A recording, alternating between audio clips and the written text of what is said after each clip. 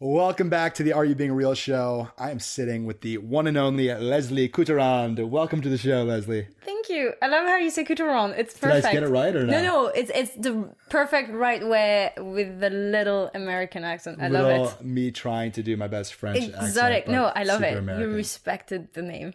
You did. Thank you. Doing my best.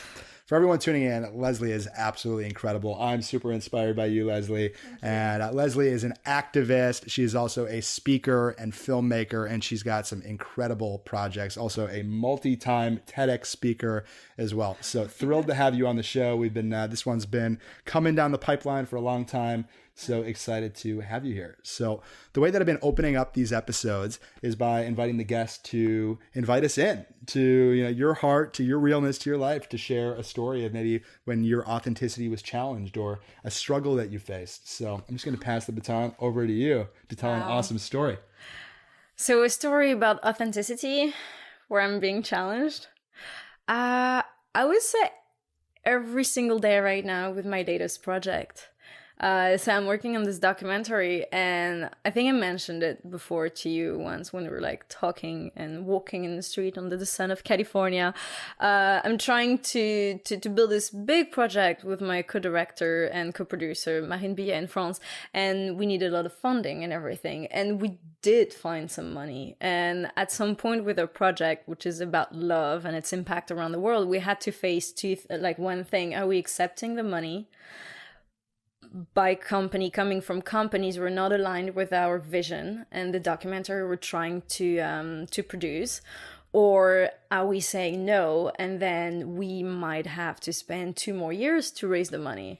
And that is a very big challenge, because that is triggering and it's actually like poking my heart every day, being like, so are you going to be aligned with your message? Are you going to be authentic until the end? Are you accepting the money and doing your project that you quit everything for? Like, when I say everything, is like I went from nice guest house in West Hollywood and having parties and everything, great life, to going from couch to couch with my dog and a suitcase, and really annoying and scaring my mom every day, and my banker would call me and be like, it's empty, and I have no money coming, so just suck it up.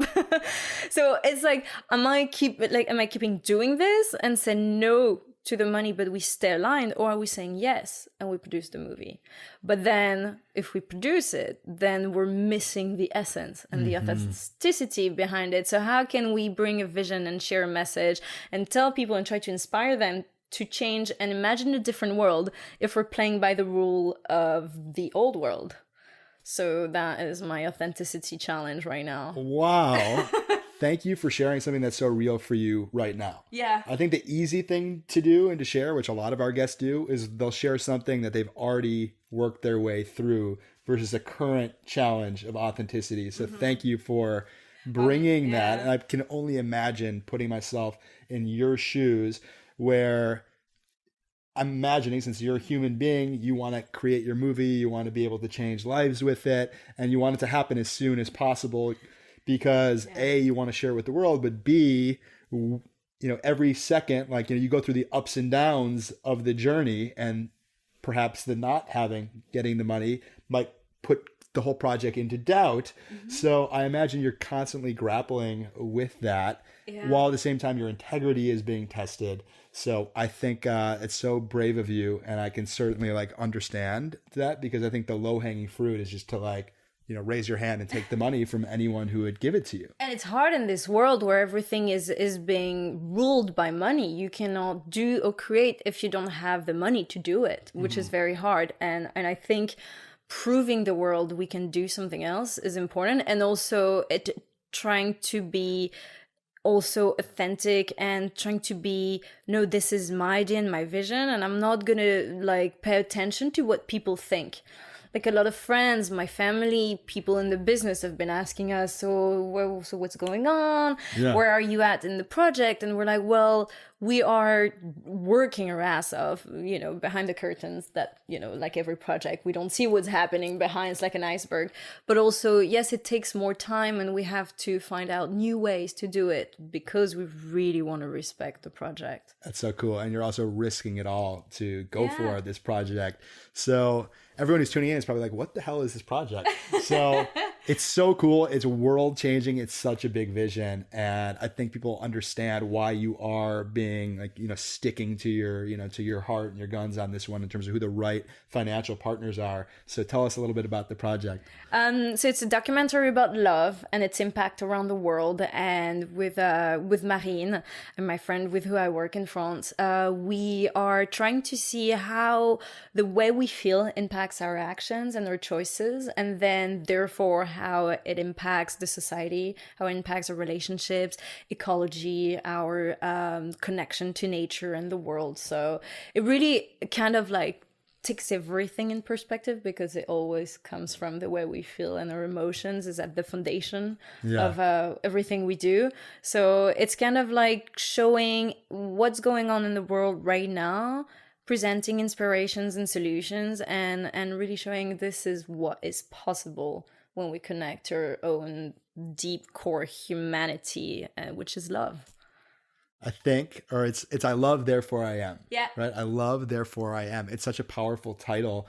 And you shared with me the trailer before we sat down and got mic'd up. And one of the first questions is, is all pain and suffering in this world caused by the lack of love? Mm-hmm. And then you alluded to it, but like, I really like the comprehensive exploration of what love is and the impact of love on society, on nature, on our relationships with each other, and our relationships with ourselves. So I love that you're exploring all four of those angles into love. Yeah, and I think it's much needed right now in the world. We can see it every day on every level, which is intimacy, or the way we interact with each other, the way we interact with the planet, the way we interact with people we don't even know. Like even on social media, there's so much love lacking, like when you see what's going on. And it's just this simple thing that is so evident, that makes us human, but it's the hardest thing to practice every day. For sure. So do you have like a thesis in like regards to those four areas? I'm curious to know like what your thesis was, and then like what some of your learnings have been so far in this process. So far, and I might have a different answer in 2 years. So far, and I think Marine would have a different answer.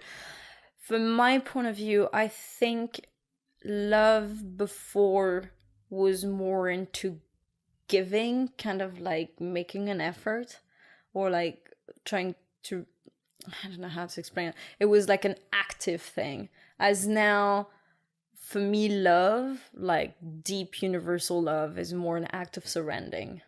Because then if you get rid of everything, conditioning, fears, pattern, your story, and especially your story and your personal experiences, there is nothing left but you and your essence. Yeah. And that's cool. What is it? Gotcha. Except love. Yeah. So, because there is nothing that is coming in contradiction or pushing you to react a certain way. So I think for me, love is surrendering now. I think that's a really beautiful definition. I know when I look at love, one way that I look at it is, you've got choosing love or choosing fear, or choosing peace versus choosing war. Yeah. And so I think anytime we're resisting what is in the moment, we're creating a little bit of war, we're creating a little bit of fear, because maybe we don't love or accept ourselves or the environment we're in the current moment. Exactly. So that's really cool. Really, really cool. In terms of, I know that big part of the documentary is going to 4 different continents and 20 different countries. Do you feel like you've noticed like a lot of like the same elements of love in the different societies and cultures you've been into, or have there been some major differences? So far, we only went to Asia. Okay. So we went to Nepal, Indonesia, Thailand, and Singapore. I think what's amazing. It's so universal that you see the patterns of like the way we act and react and process things and process emotions are the same everywhere. And it doesn't matter where you're from. It doesn't matter your story. It doesn't matter your past. It doesn't matter what kind of ambitions you have, what are your dreams, or or who is your family, we as human beings, we always thrive towards the same thing, and especially with love. So I think it's this common thing that we have, this kind of like emotional intelligence that is kind of like carrying everything that is beautiful to see around the world, and there is no difference. But then what's beautiful is to see different type of a culture, and how kind of like society and culture imposed us to act a certain way that is away from it, and we disconnect from our own identity as loving humans. I don't know if that makes sense. No, it totally makes sense. I'm curious to know, because you're a very talented filmmaker and speaker, really a master storyteller. So I'm curious, why this topic? Why are you so passionate about it? And I'm sure you can answer that on a lot of different levels, so I want to go there. But like, why are you so passionate about it today in terms of the opportunity, but as well as like on the most deep-rooted level? I'm curious to know, why you have this yearning to have this passion project. So in terms of, I would say my why for others is obviously to bring more peace in this world, and kind of like make sense of this exterior, like this world surrounding us that sometimes we feel kind of powerless. And I'm really into justice. And I was this kind of a kid running around the house crying, "It's so unfair!" And I had a tendency to play the victim. Oh wow! Okay. Yeah, like in my relationships, but even in me as Leslie Coutterand in this world, it's unfair. It's unfair. Like the political system is unfair. The economy isn't fair. Yes, it is. But then we're not powerless. So I think for us with Marine, it's kind of like giving a superpower. This love is actual superpower for everybody, because it changes everything. Then on a deep personal level, I think, well, that will bring back authenticity. Yeah. It's by not loving myself, I wouldn't say I lost myself. I would say I missed myself. I missed the boat and didn't meet myself for a long time. Or it was there, but it was so much noise around it that I couldn't hear my inner voice. And the lack of self-love made me look for everything around to try to grab things to feel safe. But I was right there in a very safe place. And self-love makes you feel and see that space and find yourself. I guess. That is so rich. that I'd love to have you just delve a little bit deeper into that in terms of how that influenced your decisions, that need and the want for love, in living in society and in France, and then in the United States as you were pursuing your acting career, which you had a lot of success in. And I'm just curious to hear more about your journey, the choices you made, and we can go from there. Well, that's exactly what it was. I grew up in the mountains in France. I was this typical little cliche of the mountain girl who has never really traveled outside of France. Or maybe I went once in Spain, which I was really already grateful and lucky for, because some people don't even have the chance to travel. But when I compared myself, which I used to do all the time, comparing myself, I was like, I haven't done anything. So I want to leave Chamonix, which is where I'm from. Beautiful city, one of the most beautiful places on earth. But I wanted to go away and live the American dream. I wanted to live the American dream. I wanted to become an actor. I wanted to be admired. I wanted to be loved. I wanted to live that life that I would see on 90210 on TV every day after coming back from school. And I built my dreams through TV and magazines. And I thought that's what I wanted. It was this thing that everyone did, and when they reached that, they would receive the love of others. They would receive the validation. I was a big fan of the Spice Girls and all of that. And it looks sweet and cute, but it's actually so much more powerful than what we think, because those images stayed in my head and built my personality, what I thought was me, and it wasn't. So then I got lost in a dream that wasn't mine, and just because I had to heal myself. So which brought me to America, and then I went back to Paris, did an acting school, started a career, came back here, wanted to reach that career. And the more I was being successful, the less happy I was. Wow. Which I think it's a big phenomenon right now. If you look at the numbers and the statistics, a lot of people are actually really depressed in the Western world. The richer you are, the more chances you have to be depressed, which is kind of weird and shows that happiness is not coming from exterior goal or what we like, or success. So yeah, that quest for success and these dreams, when I see now follow your dreams, I'm like, yeah, but don't choose the wrong one. There is a risk that your dream is not even yours. And be careful, because that's when you can lose yourself. And this is where the self-love is so important. Because then your dreams is not just here a band-aid to fill the gap or the hole. Totally. How'd you segue from being a successful actress to an activist? Were you always doing some activism, or did something shift? I think what shift was me being unhappy in my career, and then I wouldn't book any more roles. I guess people see it. I wasn't like the most amazing person to spend time with.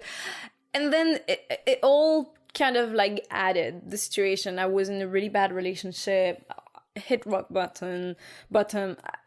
Everything happened at the same time to make me face the ground, and it's kind of like I go back to this, the story from Benjamin Franklin that Brené Brown is always talking about when you're in the arena. And for me, being in the arena, I was like to look at the ground and eating the dust. And at some point, if you want to stop eating it, you just have to like put your heads up. And this is when you see there is a full world waiting for you. Right. So it's when I turned my head and I was like, oh my gosh, there is so much in that world. And to get out of my victim position. And then I was like, well, what do I do now? So starting to accept myself, get more compassion, self-compassion, and then extend to others. And this is when you're like, well, I feel more empowered when I actually put my attention on what's going on in the world. And the more you do, the more empowered you feel. And that's how my activism really, really got into place. But I used to be like a little activist when I was young, like protecting trees and protesting because of pollution when I was 10 or 12 in my hometown. I was already like going for it. Well, you are very effective when you do go for it, because I've seen a bunch of your pieces, and I mean, they've been viewed hundreds of thousands, if not millions of times. You really are an incredible journalist. Like, you do whatever it takes to get the message and the truth out there. So I really, really laud you for that. Thanks. Yeah, you gave an amazing TEDx talk on social media addiction. And I loved that talk because you really delved deeper into like why we utilize and why we like social media in the first place and what we use it for, the real reason why we use it. You also share like what's possible with it, and shared a beautiful, vulnerable story in the talk as well. So I feel like, our talks are like brother and sister, or sister and sister, brother and brother, whatever you want to say it. But I absolutely love the talk and what you stand for. So I'd love to have you share with us a little bit about, what drove that talk and what we should know about it. Well, what drove the talk was exactly what I talked about, like the way I was conditioned when I was young. So my dream conditioning, as I like to call it. And I try to put myself into teenagers' shoes now these days. And I was so influenced by TV, magazines, and all of like the sparkly life that I would see. I can't even imagine what it is to grow up in a world where this is constant. Those triggers are constant. Now every 3 seconds you have a picture of an Instagram star, celebrity, influencers, and TV shows, and it's everywhere, and they follow you everywhere. Like, you're going to the bathroom, you're on your cell phone, or at least I was. Like, no, seriously, like you wake up and you're like blah, blah, scrolling down publicities, commercial ads, and then amazing perfect pictures of everyone filtered 5 times, putting their amazing life, and then you're the only thing you've done since you woke up is just peeing, and you already feel like shit. You're like, I'm not enough, I don't do anything, I don't look like that, and you compare yourself. So it's really, really hard to be yourself and be happy now because of these platforms. So I think for me, the influence of social media can be very dangerous on the personality to find ourselves, because it's already very hard to know what you like, who we are, to try to be authentic. But having this on top of that, so we've been struggling for like thousands of years, and then boom, in like 10 years, Facebook, we're gonna add one more challenge, and this one is big. You're right. Because it's constant. And not only it's trying to find yourself, but it's also trying to feel like free of our own choices, because there is like we have algorithm, and they're actually trying to make us think we are like kind of free in our head, but we're not. We're triggered. They put like they study every behaviors we do, and they send you ad, or there is like subliminal messages everywhere on our screens, and we think we're like, oh my gosh, yeah, I want to go to the beach. No, you don't remember, but 3 seconds ago there was this little picture that came in on your screen that make you feel like now you want to do something, when it was actually programmed. And the people working for these companies, they actually said, they're like, you think your behavior and your choices are yours, and they're not. We program you. And they've been very straightforward. Some came out in the press saying, we are sorry for what we did. Some quit. Right. Some said they will never have or use these platforms or let their kids use it. So I'm like, what are the consequences? Right. And on the personalities, it's one thing. But then if you take all of that and add it in the society, then it changes the society. And therefore it changes our behavior. And then therefore everything we do and what we buy, and then what we waste, and then it impacts the planet. Sure. If you go down the line, it goes from a post to the ocean ruined. So I think social media is a big subject right now. We definitely speak the same language. And, we also, I watched your talk, which is fantastic. And something that you did, I don't know if you still do it, is something that I have found myself doing, and I still continue to do so, is that sometimes I'll post a picture just for the love and acknowledgement when I'm not feeling so hot.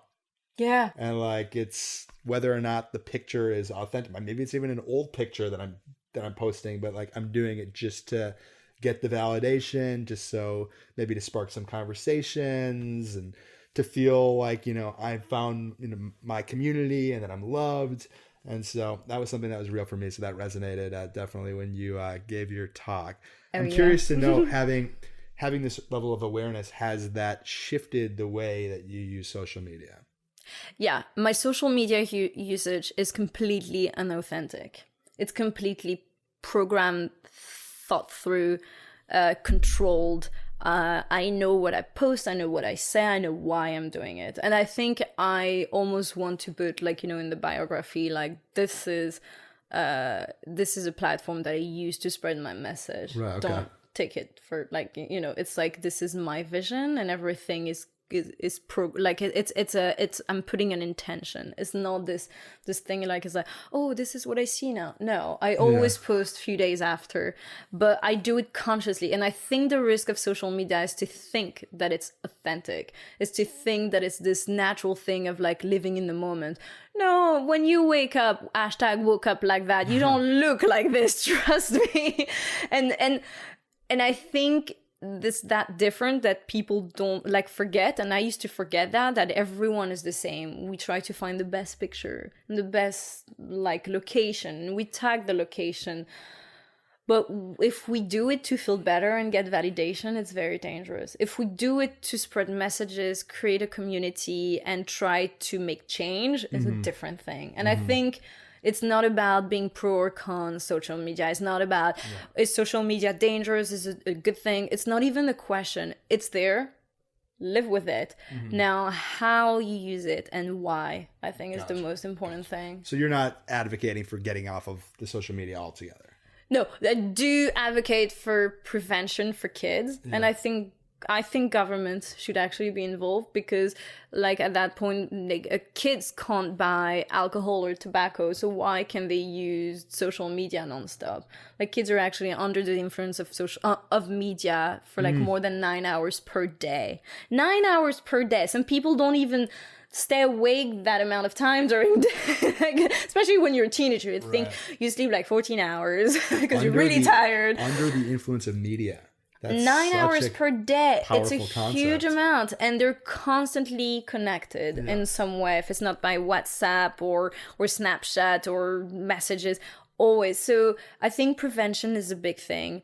I think education is a big thing, and curating. Right. It's more about curating and being aware. So it's kind of like, let's bring a bit of mindfulness behind the screen. Yeah. I'm with you entirely. And like, I also advocate for utilizing our smartphones in smarter ways. Like, they're not going to go away. Social media is here. But to me, it's like, all right, how can we give people things that are going to be supportive for them, for community building, for connection, for authentic expression? And to me, a lot of it is like this status, like trying to speak to so many people and be seen versus focusing on a one-to-one connection. So that's a big part of Love Bomb, the app that I'm creating. And use it as a tool. Right. And I think we forget that, or I forgot that, and I became the tool for the big internet companies, using me to reach their goals of selling things, or me using it. All they want is us to use it as much as we can. That's it. So it's like, no, let's take control of these platforms instead of them controlling us. So I want to ask you a few more questions here. And one of them is in regards to like what's possible. So we were talking before about social media and, image obsessed culture, the fact that your dreams as a kid, was to become a famous actress, and then rich and famous, rich and famous, you'd get the acknowledgement and, the love that you always sought. So I'm kind of curious to know, like, okay, let's say we didn't live in an image celebrity obsessed culture. Like, what would be the messages out there? What would that look like? How can we even I want to get like in your, your mind and your heart here to get a better understanding of what that looks like. Well, I was actually thinking of something. I think all those social media platforms, they should have an option where we choose or not to have comments. Well, I think comments is already into place with Instagram, but comments and likes. And I think not having the like button as an option would be very, it would be changing a lot of things. And a lot of people would not actually post as much, or they would have a different relationship to their post. Because it's not to be liked, it's to share something. Gotcha. Would it show how many times it's been seen, or no, not even that? No that's stats. The thing. It's like no numbers. No numbers. And it doesn't matter. It's not about being viewed. It's not about being approved. It's not about being validated. It's about sharing. And then it doesn't become I'm trying to get, but it becomes what can I give? And I think that's the difference. I love. And I think under 18 years old, no like button. That would actually, well, people would be like, well, you're against freedom, blah, blah. But it would help. You know what I would say, to add on to that, is you can send the person a direct message. Yeah. If that's the comment. And then you start a conversation. Right, yeah. Like a real conversation. I like it. We're creating a whole new social network right Exactly. A feel-good one. Positive. Yeah. And same, where all these platforms, when you see all those comments, so much hate, so much violence, it's like, why? Why do you need to put it out there like that? And I just wish there was a button where you don't even say, this post is not wanted. I don't remember the message that comes in where you can say it's a spam report block, but be like, I send you love and a therapist, because it's so much pain, and you see it through the comments. Yeah, I mean, it would definitely change the feedback loop. Yeah. Which I think a lot of times we use social media as a feedback loop, whether for our business or anything. Like, okay, I'm going to take a risk and put it out there. Will that resonate with people? So if that was removed, it would change that. Yeah. Taking responsibility. Yeah, sorry, I cut you. I was thinking about it. When you mentioned companies, it's taking responsibility. And I know I'm not going to make friends by saying that, but sometimes you got to say it. I think influencers can be very dangerous, and I don't want to call them influencers. I think we have to stop, and that's our responsibility to call them influencers, but call them being influenced. Let's be glamorous. Influencé in French. They are influenced. They're not influencers. They post the same pictures. Not all of them. Some people are actually amazing and promoting new things and actually influencing the world in a better, and to go in a better direction.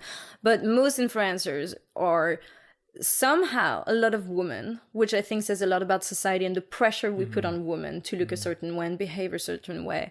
But that is another conversation, but most of these pictures are the same. It's the same restaurants, it's the same setup, it's the same food, right. It's the same wall. And you have like 1,000 people taking the same picture in front of the same wall, tagging like brands of clothes. They're not even respecting the planet. It's all fast fashion. It's all about waste.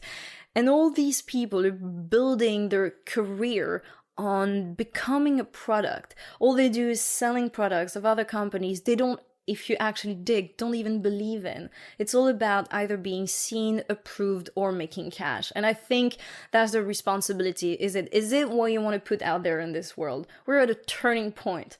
It's about what are you putting in this world and trying to influence. You're trying to influence kids to go buy the last Zara jackets and the last pair of pants from H&M when they don't even respect the way the people are paid in Bangladesh or India, and they throw like ink for their clothes in rivers, and people have cancer. It's like, what are you supporting and influencing? It's like, it's always about tagging. Your tags have an influence. Do they really believe that that's what's gonna fill someone up inside buying whatever product that they're hawking? Is it all about like marketing? Is it all about selling yourself? So, and I think influencers right now, they were using their platforms to actually change things. It would be amazing because so many of these people have so much to say and so much to share. Yeah. I think that kind of the solution to it that we're going to see unfold over time is, now that everything is trackable and living in databases, that accountability is going to be on the rise. So people are going to have to think through their decisions, because things like representing brands that you don't stand for will come back to bite you in the ass later. Yeah. Well, also all these brands are actually changing now. They are, right? Because the world is changing very fast. Yeah. And 2 years ago, people were like, well, it's never going to happen. Like, or, you know, in the luxury industry, like Chanel will never buy fur. Just happen. Guess what? But the pressure of people, things change for the better. Yeah. So if influencers are like, you know what? I want to do things differently now. Can you imagine the power they would have and the amazing things they can do? We need you, influencers. Yeah. Absolutely. We actually need you. I rely on you, and a lot is depending on you. Totally. There's so much potential, but like it really does start with people standing for what they believe in and not choosing ignorance. Or really just putting their money where their mouth is. And yeah. So good. So you alluded to your self-compassion and acceptance as a big, vehicle that allowed you to become an activist and to feel better in your own skin. So I'm curious to know if there was anything specific that you did, or how you were able to do that. I think some very simple practice, as everyone would say, meditation is a big thing. It kind of like quiets the loud world and my loud voice in my head. It's constant. And by being quiet, you kind of you're forced to listen to something else, and you kind of discover another little music inside. And once I started to quiet that, I was like, oh, there's this coming up, and this. Oh, I didn't know I had this in me. And it takes some time to come out, and sometimes we're scared. We're like, oh, okay, I need to speak up. Can I speak up? Can I not? And it's easier to just shut it down and just go with the flow of the exterior world and sound and noise. So meditation is a big thing. Nature. I think nature really changed me. When I was filming the teaser for I Love There I Am in Indonesia, we had a rebirth meditation and with a holy man. And I had this experience where it was in front of holy trees and a holy tree. And we kind of made fun of the situation, even though I was really into spiritual practices. But the whole setup was oh my God, this is like in a movie. And something happened that day. I don't know what it was, but after that 27 minutes, very precise, kind of came out of it with the sense of internal peace and connection to trees especially, that was so intense that for a few weeks after that, I would look at trees and nature and rivers and the sun, but especially trees, and actually be in love with them. You know, when you start dating someone, you got this little thing where, oh my gosh, you think about that person all the time. It's like so ideal and perfect, and you have so much, like, it's gentle, and you nurture that, and you just want that person to just be the most important thing. That's how I felt with trees, and that changed me. Like, really, I love trees so much. Like, I love them so much, you have no idea. I need to hug them. And then I started to talk to them. And I feel like, you know what? Back in the time, we were so aligned and in touch with nature, and we lost that. And I think by not using your hands, and you see that we only do this with our hands, with our fingers, being on the phone now. But we used to work with the soil. We used to work with and shape things and make things. And I think that sense of like touching the ground, touching nature, and being in touch has been lost. And to reconnect to that is a big thing. Yeah, totally. Like literally taking your shoes off so you can be grounded on the earth, connected to the earth. It's Mama Earth. Powerful. What do you love most about yourself? My values. Yeah. Some people will disagree. They actually will accuse me of having not the values they would like me to have, but that's what I respect the most. And what would you say your top few values are? Respect nature as much as you can. We can't be perfect. And of course, there is many things I do during day that are not respecting nature, but it's aiming for that respect that is the most important.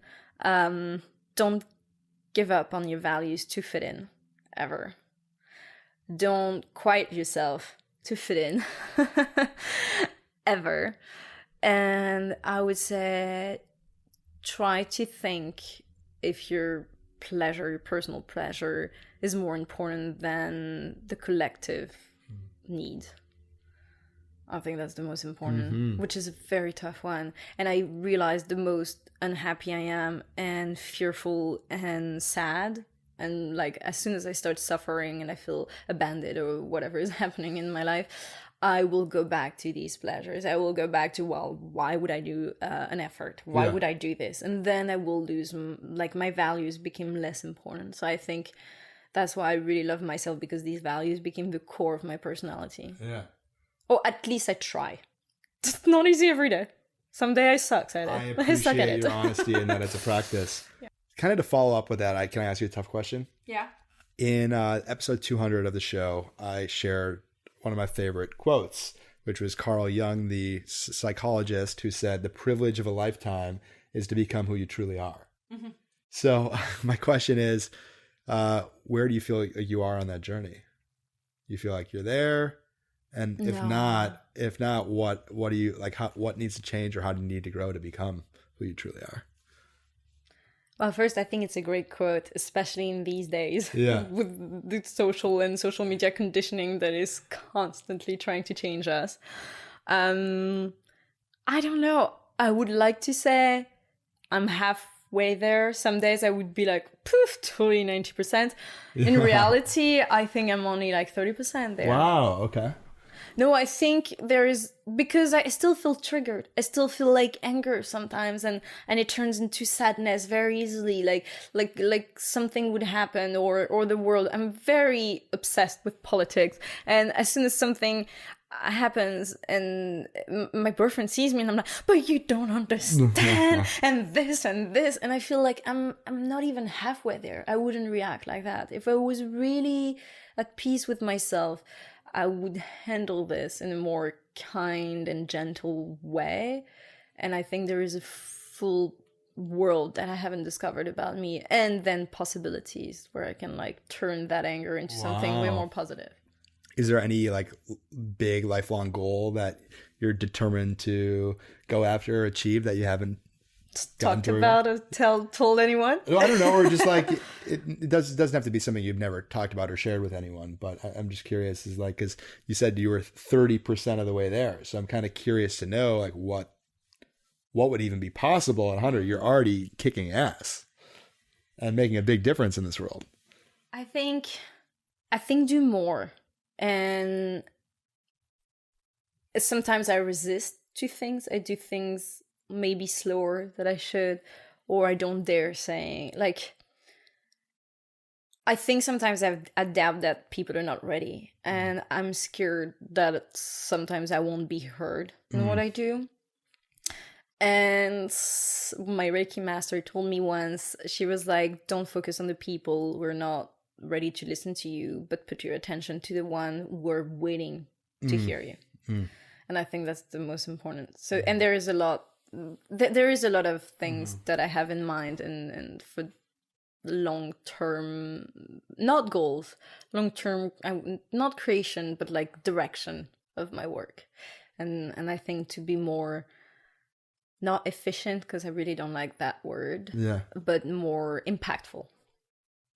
Yeah, there's things coming up. It's like a volcano, you know? I know. It's like burning and boiling, and it's coming up, and sometimes it goes up and it goes down because something happened, and then it goes up again and it goes down, and then So I think not there yet. Gotcha. Okay.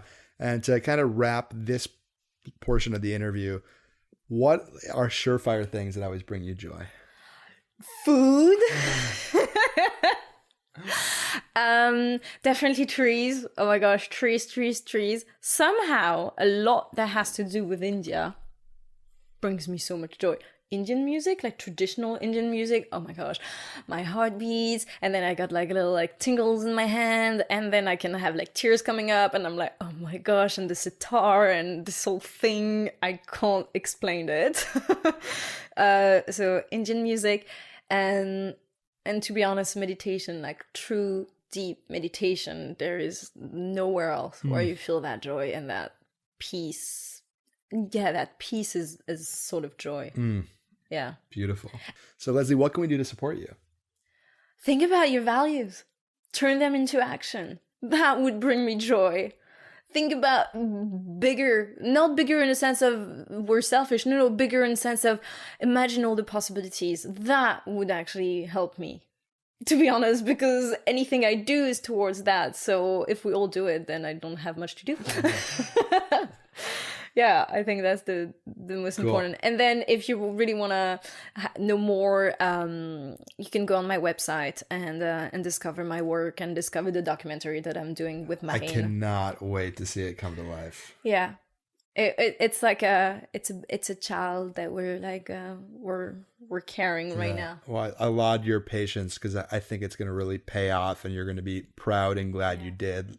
This trailer that Leslie shared with me before we turned on the mics, it is so powerful. The visuals, the storytelling, the music, everything was so incredible that like I really laud you for committing to that level of excellence and setting such a high standard for this work you're creating. Thank you. And actually that's a way that people can help, is if you know any ethical companies sharing our values and sharing that idea that love is the solution for the world, and it is the answer, then if you know any companies who wants to be a part of that and want to show a new way of funding project with money that is clean, with companies trying to do better and who are which are also trying to change the system, then we can all together bring that message together, and we would love to partner with these people. You're such a trailblazer. What final words of wisdom or encouragement do you have for listeners of Are You Being Real to live an epic, authentic life? It can be something that you thought about maybe when you were driving over, or just something that you feel like you just really want to end this episode with. Bring, joy to your life, and remember who you are, and remember when you do things. Would you do these things when you make a choice if you're the happiest person on earth? And that's something. If you're at peace and it was like the perfect day, would you be making that choice? That would say a lot. The one and only Leslie Coutterand. That is such a beautiful question. Like, there's a lot to chew on with that question. So thank you for leaving us with that. Thank you. This has been fun. Thank you. I loved it.